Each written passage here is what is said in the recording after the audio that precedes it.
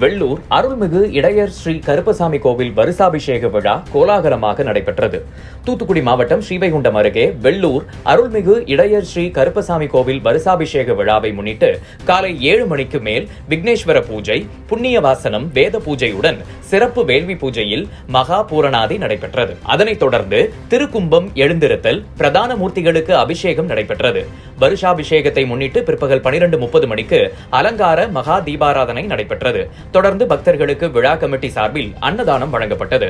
வருகின்ற 11ஆம் தேதி செவ்வாய்க்கிழமை காலை 9:30 மணி முதல் 12 மணிக்குள் கருப்பசாமி கோவில் கொடை விழாவிற்கான கால்நாட்டு விழா நிகழ்ச்சி நடைபெற உள்ளது.